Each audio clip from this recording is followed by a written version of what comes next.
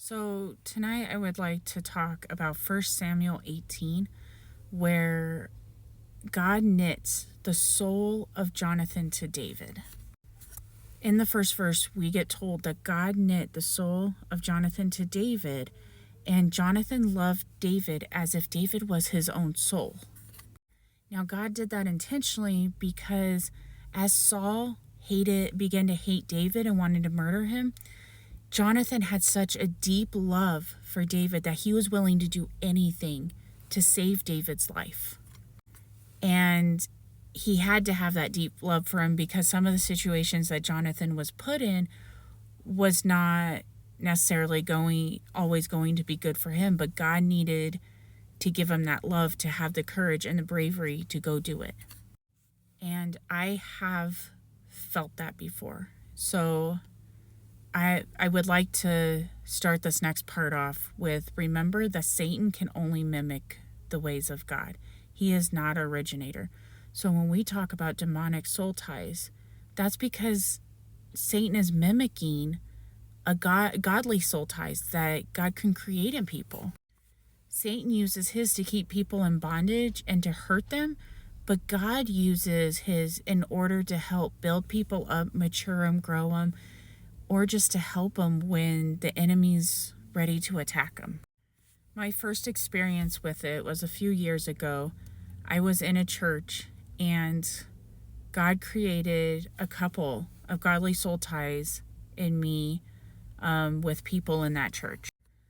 But the one that hurt me when I had to leave was the one with the children's church pastor. God had placed me in there to help her because demonic attacks were coming against her really strong through some of the other church members.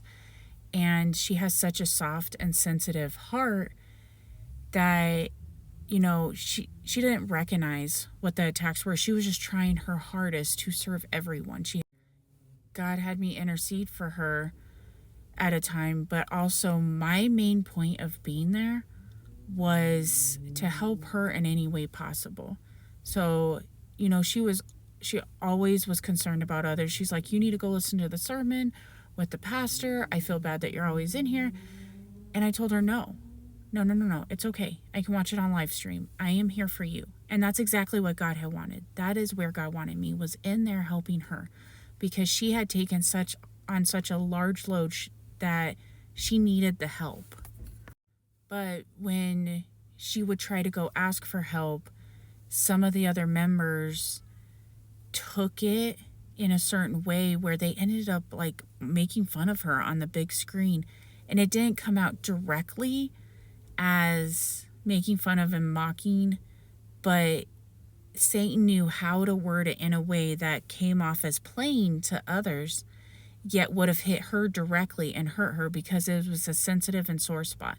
She always thought she was bothering people when she would ask them to help. And guess what they put on that screen? That she was bothering people when asking for help in a joking manner. And I remember sitting in the church watching that video because they were doing that with all the pastors and all the leadership. They were making like little joke videos about their personalities. But with hers, it hit in the wrong spot. And I remember just sitting there interceding for her. That's when God told me, start interceding now, because it was in a direct attack from the enemy in order to hurt her. Anyways, when he told me it was time to leave, it felt like something inside of me was ripping. And he had already kind of shown me that he knitted things. He had, in a way, shown me that he was knitting people together. I remember, or knitting me with other people. I remember with one of the other people, I was standing there, and when our time was done, when we were no longer meant to be friends, I could feel the connection kind of break, but it didn't bother me. And it was because this person had chosen to reject the nature of Christ. They were greedy, they were money hungry, and when walked into love, into the truth about God's true blessings, they rejected it in pride. But I only had a vague understanding of that this connection was being taken apart, right?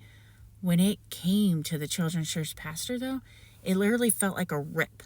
And it hurt so bad. Like, I grieved so bad because I loved her so much. I can truly say I loved her as she was my own soul. And that has happened a couple of times ever since.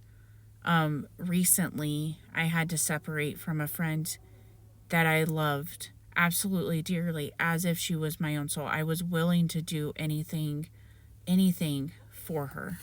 And I was placed in her life for a season, because when she came to me, when God placed her in my life and created that bond, she was very demonically bound, and she had been traumatized by her family and by previous friends, and she was in a very sensitive place. And God did that because, for one, I had been in the exact same position as her, and God had already delivered me out of it, so I knew how to help her. So I was in her life to help mature her and grow her through that.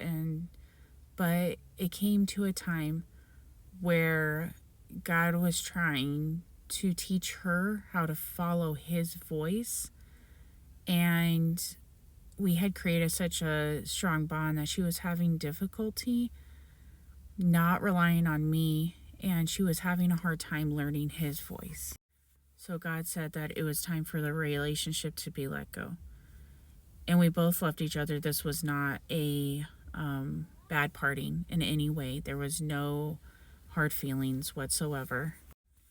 But if we had continued being friends, then she would not learn how to discern the voice of God on her own. Because at this point, God was needing to take over and be like, hey, let me lead and guide you.